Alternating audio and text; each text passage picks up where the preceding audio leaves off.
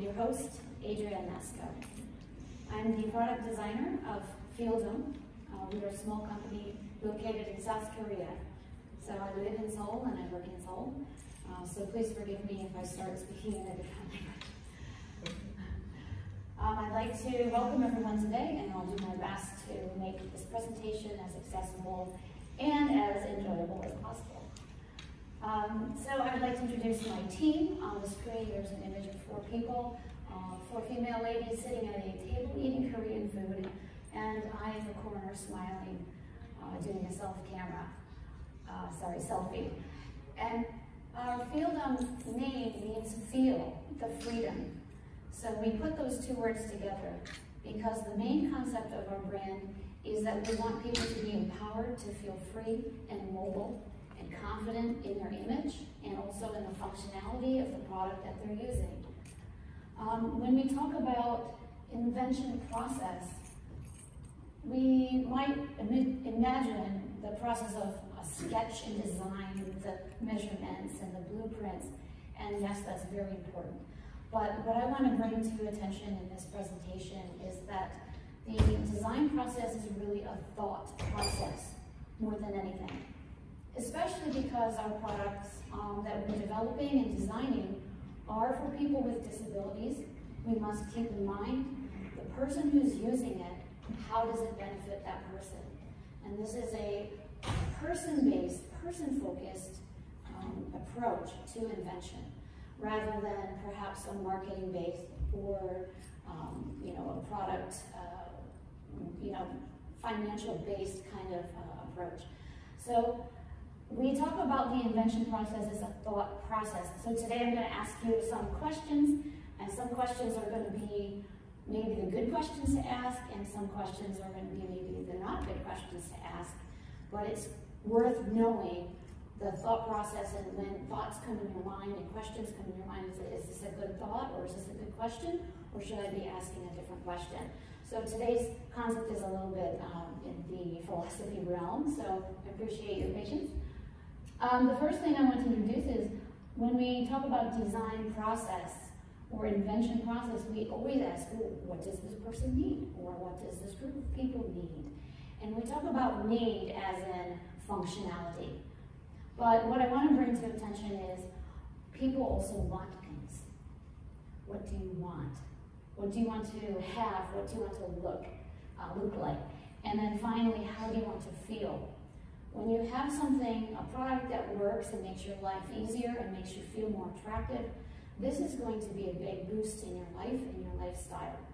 So these are the human elements that we need to really incorporate into the invention process.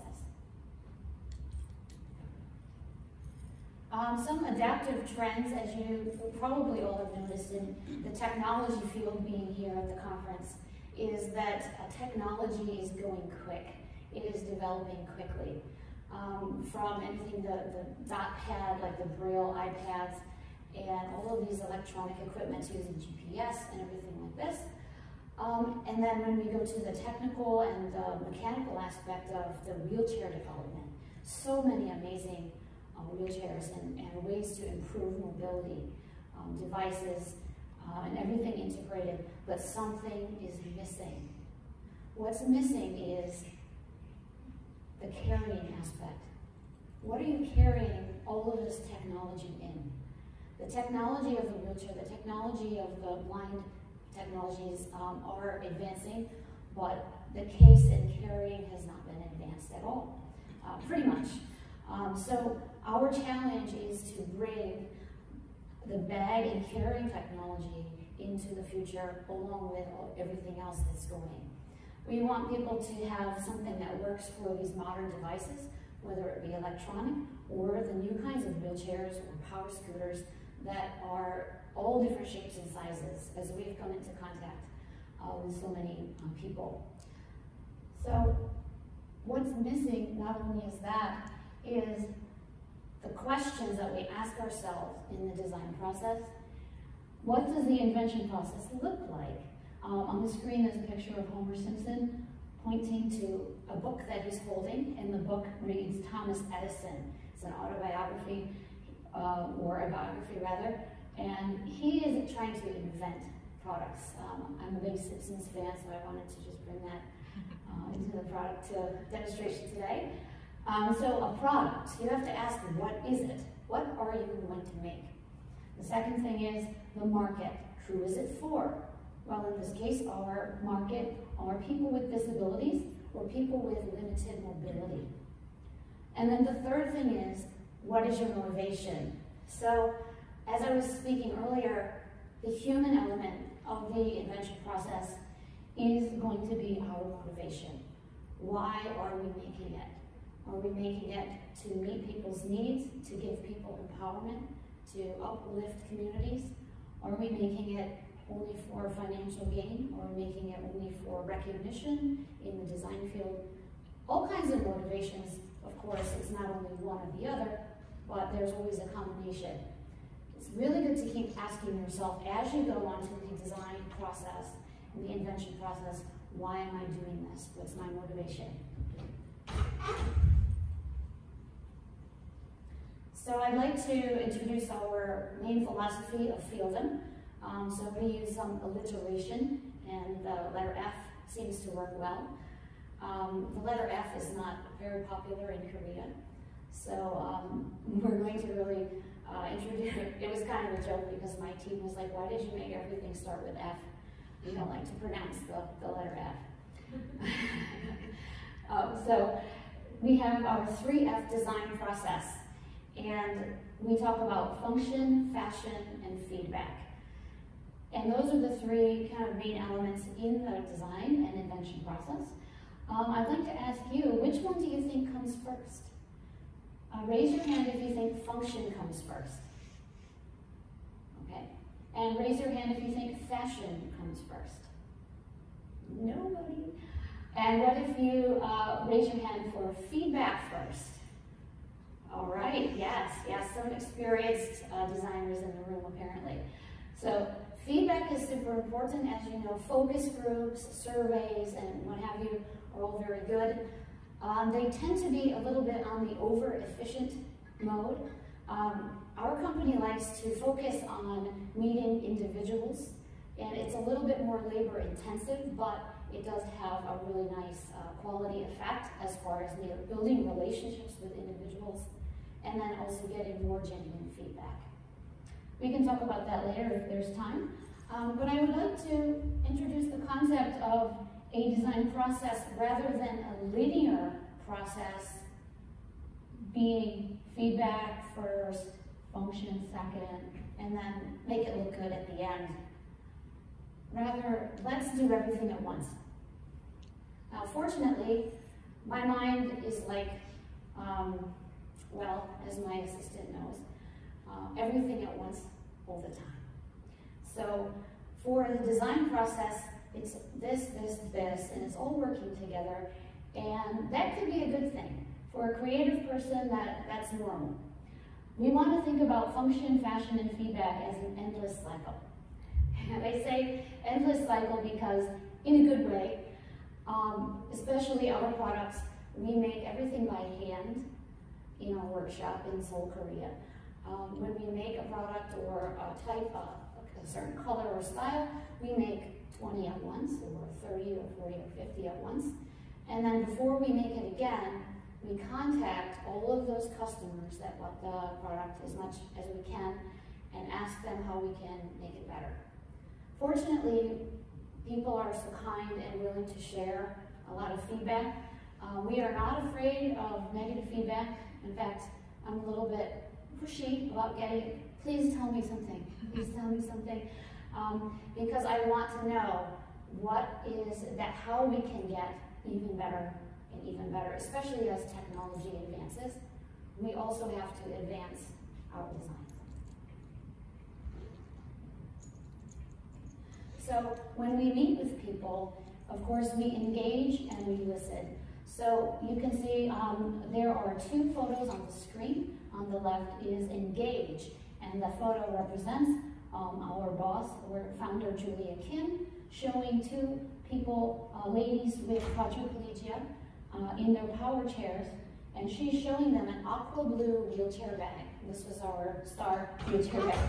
And she's showing them the wheelchair bag, and they are giving feedback, direct feedback after using the bag. And one lady, she told us, please make the side pockets insulated. I'm going to put my medication in there. Another lady said, I like the blue, but I would prefer pink. So we're getting all of this feedback from an independent living center, and these ladies are the coordinators of that living center in South Korea. The second picture on the right is a woman with long hair touching the side of our backpack created for the blind, which has tactile braille patches on the side. And our founder, Julia Kim, is listening to her comment about how to improve the design of the bag. So engage and listen. I know those sound like pretty broad terms and pretty broad concepts, but it really is a personal thing. Get to know the people that you're talking with, get to know the people that you're making a product for on a personal level.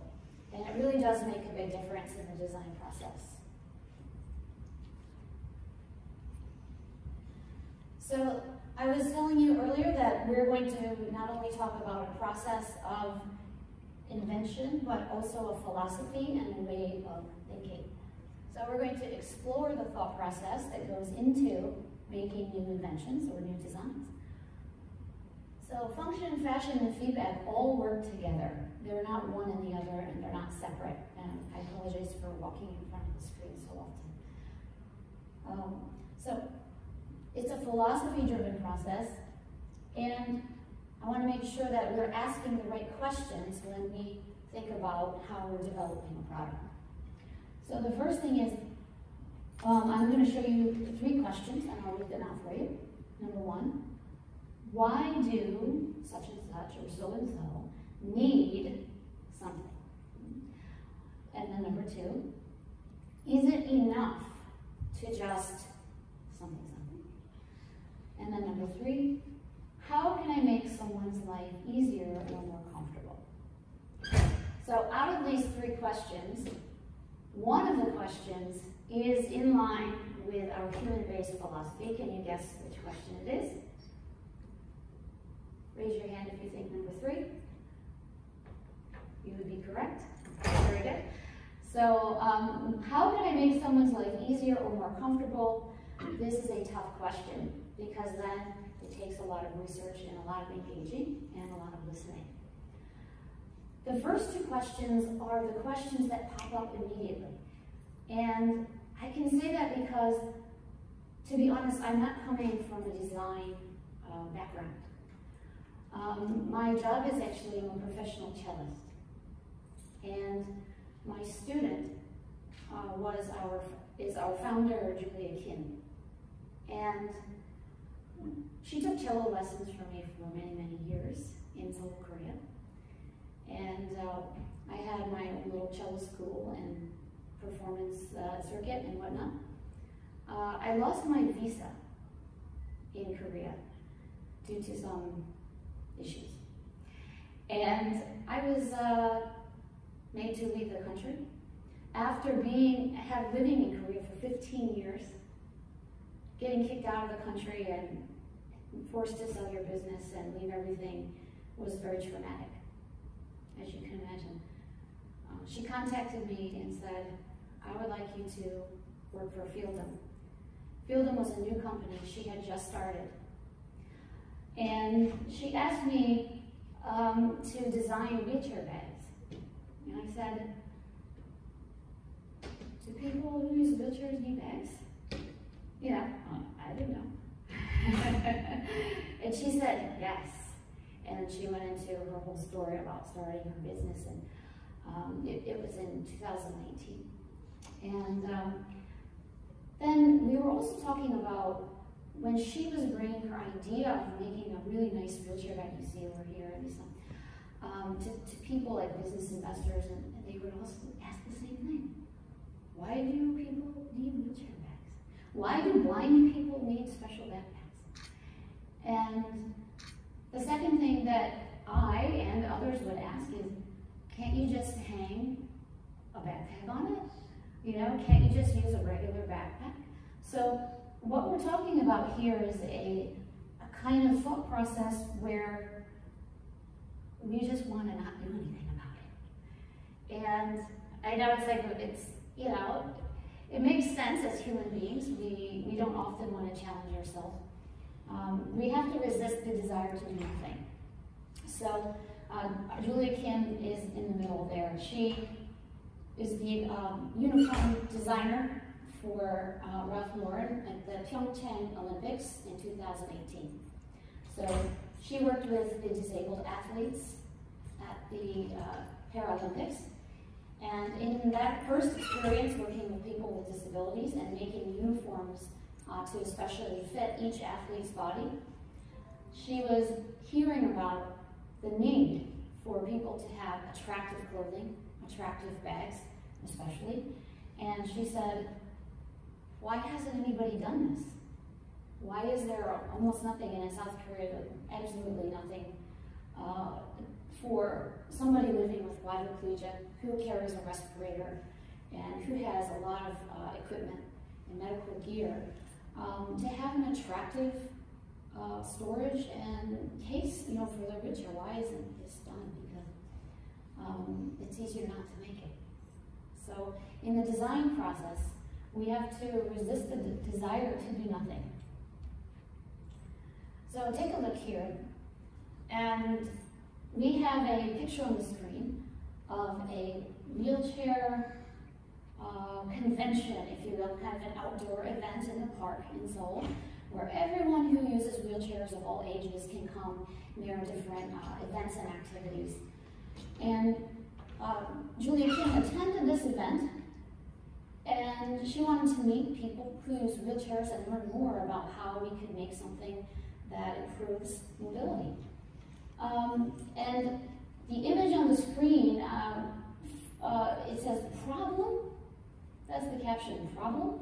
So looking at the back of all of these wheelchairs, one lady has a shopping bag hung on with cords coming out.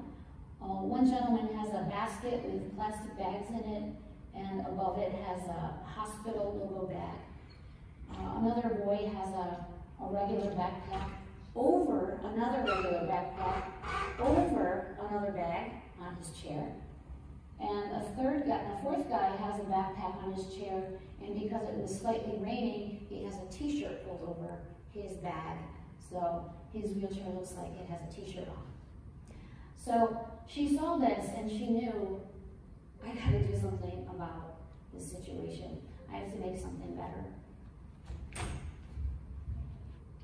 So first of all, we talk about function. And of course, that's very important.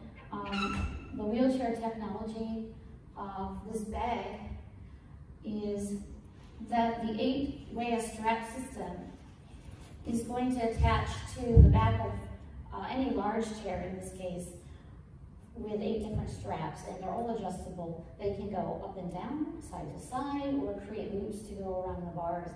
So this is especially for power chairs, and it holds a respirator inside, and sorry about that static. When you open the front, you're going to be able to access that respirator very well. The one that we create has even, I'll fast forward over here, has even little side slots for the breathing tubes or oxygen tank to be accessed very easily in a discreet and professional looking way. So I'm holding a bag right now. It's a large box-shaped bag, about 18 inches in height and width, and the depth is about 8 inches. So it's navy blue, and it has 8 black straps on the back, and those are used to attach to a power chair. All of the rings on this, zippers on this bag are covered with rings. We see tons of rings, and we'll talk about that in just a second. But one thing we wanted to add was that function is not only what you need, but remember what you want. How do you want to feel? So what we did is we are inventing, this is in the process of being invented, this bag to open up. So the back of the bag actually comes off, and I'll lift this up for you, and it comes around, and it rests and it attaches to the armrest of the power chair. And the reason that is something that we're working on is because somebody who has quadriplegia is not going to be most likely able to reach back and access the bag. They're going to be asking their caregiver or friend, please get this out of this, please get this out of this. And we want to empower the person as much as possible. If this is right next to you, there's a chance that you might be able to access one or two of these smaller pockets for your something like cell phone or your water or something that is close to you. And that way you have a sense of, I can do this, I can get this, it's mine, and I don't need to ask somebody for every little thing. And that way it's a kind of empowering to have that opportunity. And for somebody who can't reach anything, it really does make a big difference. So we try to kind of over-engineer, but keeping the person in mind, there is never too much over-engineering.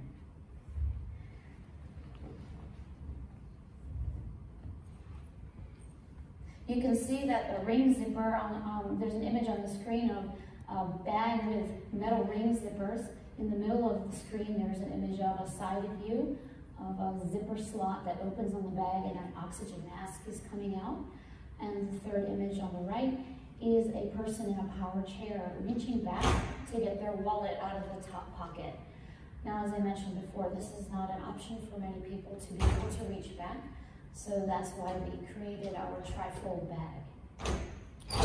I want to give you an opportunity to kind of go through a mini design process, if you will. We have 4 images of zippers on the screen. I should say zipper pulls. So the first image is metal rings. The second image is rubber pull tabs, like a kind of a normal zipper with rubber pull tabs. The third image is plastic molded rings that are black. And the fourth image is plastic molded rings that are white, glow in the dark looking color. So we started with the metal rings, as you could see from our product demonstration. What do you think the feedback was for the metal rings? And why would we consider using these rubber tabs instead? That was a kind of a consideration over a few years back. Traveling through a TSA checkpoint. Ah, TSA checkpoint, the metal goes bing, bing. Yes, that is one thing. I'm going to help you. It makes a jingling sound. And for somebody who's, if this is close to your ears all day, it could probably be annoying. Also, one thing is temperature. If you're outside in the cold or the hot, that ring zipper is going to, it's going to be uncomfortable in some cases. So we thought, let's go to try this rubber tab. But of course, what's wrong with the rubber tab? It's not a ring. So somebody with limited mobility is going to have difficulty grabbing that tab and using that. So how can we make a hybrid? That was my job. Make a zipper. Make a zipper that only FEELDOM has, that is better than any other zipper pull in the world. That was my job. So I said, well, okay, people like metal, but they don't like jingling, and people like rubber, but it has to be a ring. So let's make a rubber ring. The problem is, rubber is not strong when it's in a ring shape. It breaks like a rubber band, maybe over a few years.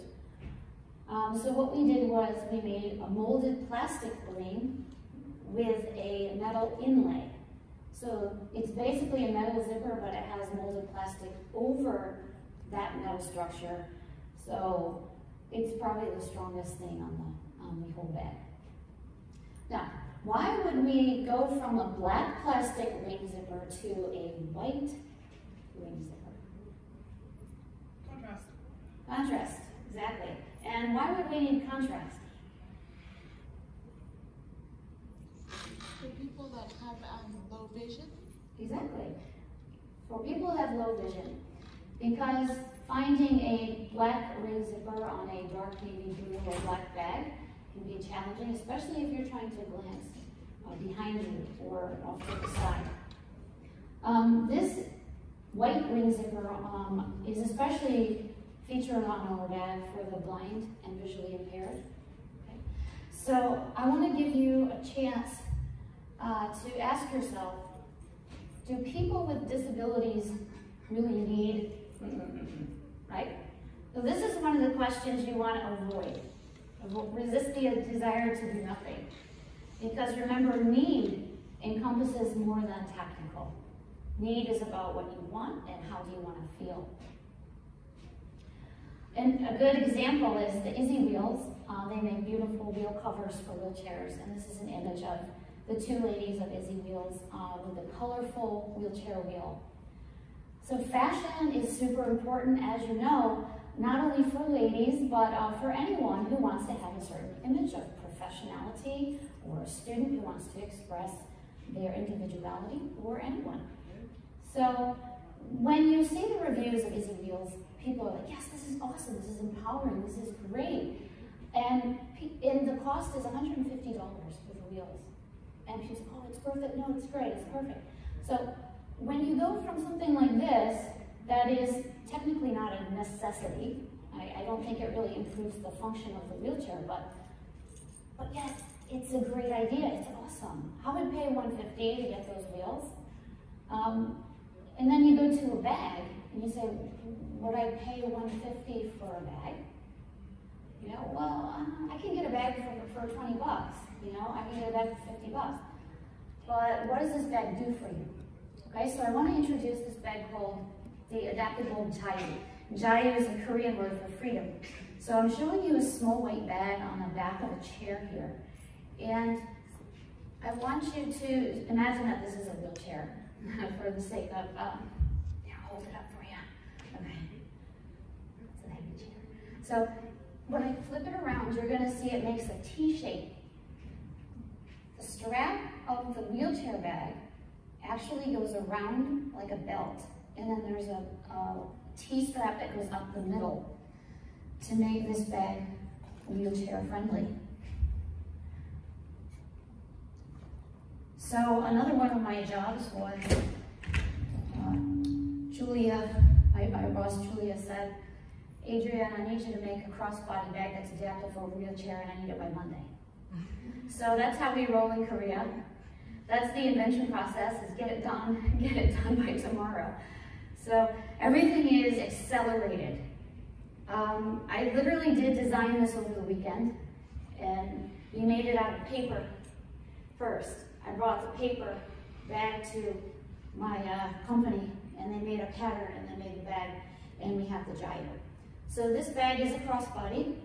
It's flat on the back. Somebody seated in a wheelchair is not going to be bothered on their back because there's no buckle back there. So when you undo the strap, and I don't want to take a lot of time to do that, but when you undo the strap and wrap it around like this, there's an accessory strap that goes up the middle, and then it will attach to your wheelchair.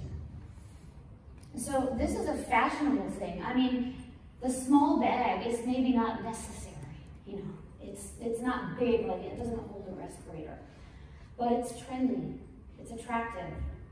It comes in different colors, and it looks cool. It's got the ring zippers and everything like that.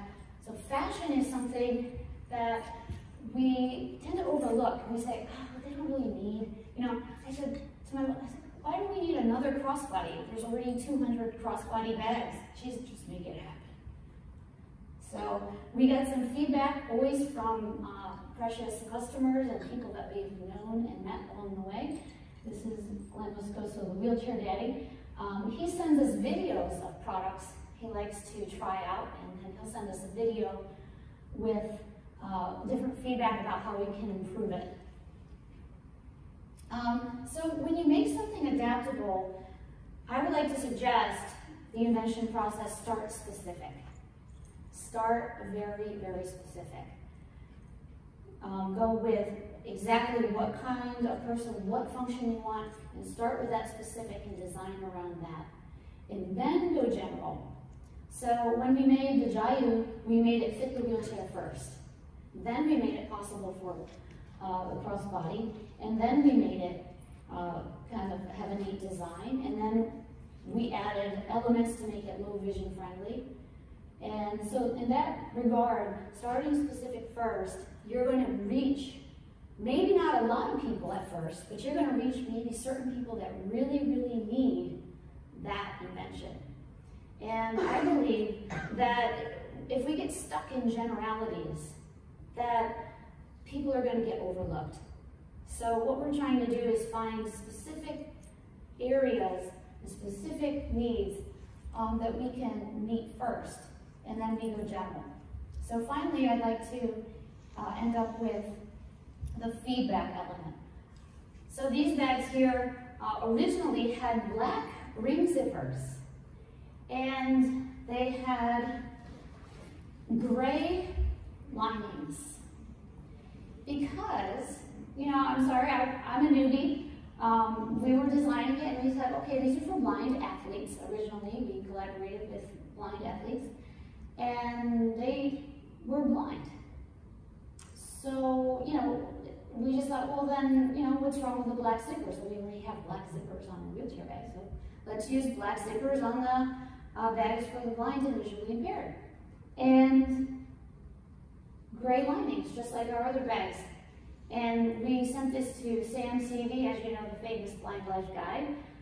He was super nice, and he said, first of all, your bags don't have enough pockets. So we designed some add-on pockets like this. And then the customers said, your bags need orange lining or yellow lining. And people always asked us, why do most bag companies have like a black or gray lining? Do you know why that is? It's maybe not common to find a light colored lining. Yes?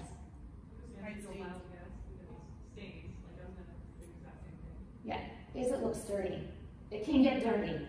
So actually a black lining is still going to be dirty, you're just not going to notice. But more important than dirty, we have to think about the function. It's really important for a low vision person to be able to access items, especially in a bigger bag, where the sunlight might not be going directly in there. So we were able to integrate the pockets into this bag and also add the white zippers, ring zippers, and we have this cane pouch, which we are adjusting recently to accommodate smart canes, which have a large handle. And so the development of technology has been going rapidly, and the development of the carry case and the backpacks that go along with it need to also advance. And FEELDOM, we hope to keep on this track of personal-based invention process, where we put the person in the center of everything that we do. You can see all of our products and demonstrations over at booth 1108 later on. And I'm going to wrap up our presentation pretty soon and leave a few minutes for questions if necessary. A few minutes. So we talked to experts and customers, and then finally, this was our first review, and I just want to bring this to light. Our very, very first Amazon review, we were so proud. Oh, we got a review. And we do on there 1 star, the crib tax is deplorable. This is not a purchaser, by the way. Somebody didn't purchase it, just they left a comment. I can buy a perfectly suitable backpack for a fraction of this price elsewhere that's got just as much space and is also waterproof. The seller should be ashamed of themselves for selling something to disabled / differently abled persons for such an exorbitant price, $150. Legit, it's as bad as the pink tax that I'm also subject to in our male chauvinistic ableist society. Slap the word wheelchair, handicap, or disability, and suddenly the cost shoots through the roof. Get over yourselves. So welcome to the market, right? This was a big wake-up call because we really realized, even though we try very hard to be sincere and personal based, there's always going to be an audience or people who are not familiar with our brand, who see a product made for people with disabilities that has a high price tag and immediately assume that we're gouging or scamming people. So, of course, I don't want to sit here and defend myself or anything like this, but this is the broad spectrum of our audience, and we want to respond with compassion and understanding. And remember that this question, or this statement, people with disabilities can't afford ... should be considered with caution. Because it's not about if somebody can afford it or not. It's now that there's a choice. You don't have one black bag to choose from on Amazon. You can choose any bag. We hope other companies like JanSport, they just came out with an adaptive crossbody. We hope other companies, even China, go ahead and copy our designs. It's fine, whatever. As long as other people can have nice wheelchair bags and can have a choice. Not just black, not just hospital logo, but something blue, pink, purple, something that expresses your personality and your sense of pride. So our bags are also empowering in that regard. So we have the factors of cost, desirability, and as the quality improves of an invention, the cost also goes up, but so does the desirability. So I want to leave you with a funny little thing here. So the desirability of quality really makes the person overlook the price, okay? So quality being the birth of Venus here, we have a little cartoon of Venus coming out of a clamshell. That represents the quality of our products.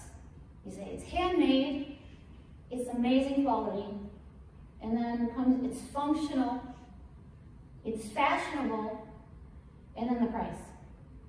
Now, how many of you are looking at the price right now? Nobody's looking at the price. You're looking at the quality, and like, yes, I gotta have that bag. So our bags also give people a sense of wonder, a sense of something, I wanna buy something.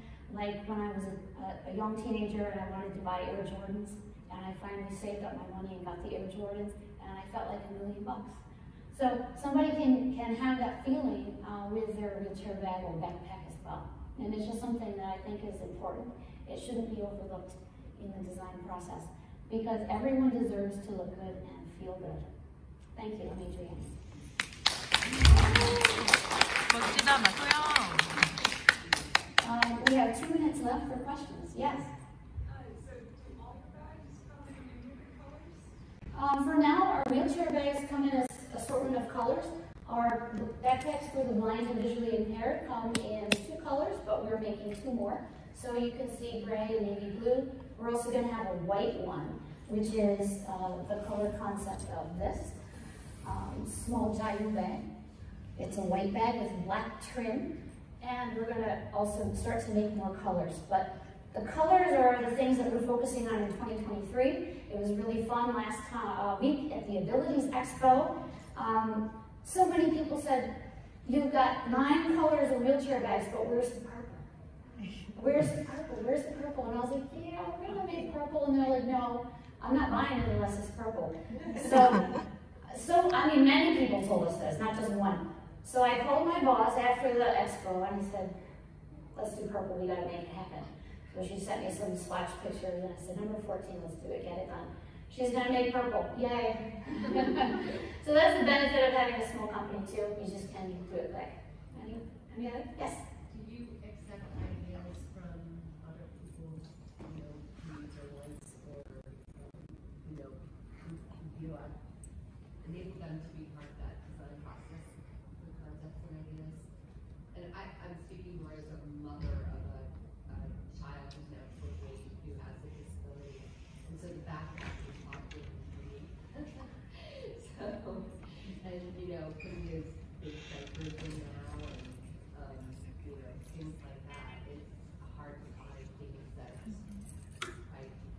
are good for somebody who's pushing a wheelchair and that sort of thing. Absolutely, yes. So we listen to comments and ideas from everyone, whether it's the person using the chair or the person assisting the person using the chair. We listen to everyone and we make, you know, everything very conscientiously. So if you would like to send us some feedback or talk with me later, I would love it. That's like my main thing. Yes. I just wanted to make a comment that I really appreciated like how open you were throughout this presentation with the good and bad reviews and sticking to like your values. I think that, yeah, that made the last 30 minutes really good for me. So thank you. Oh, I appreciate that. Thank you. I just saw some hand over here. Yeah, I was wondering if you're planning on making bags that have a blend of the features for those that are wheelchair users and those that have blindness or low vision. Because I like the color, like for me, you know, I like the color of the rings, you know, that are for the low vision and blind individuals. But I like the features also for those that are wheelchair users too. We are starting to make some combos, whereas the wheelchair bags are all going to have ring zippers, black or white, depending on the color concept. Yeah, we do want to do our best to represent everyone's fashion. And we are out of time, so feel free to get up and leave. It's totally fine. I think as I wrap up, I don't want to hold up for the next person coming in, but if you want to ask another question, I think I can handle it, or not. Okay. Everyone have a great rest of the conference, and thank you again for coming. Reinventing the Invention Process. Thank you. Goodbye.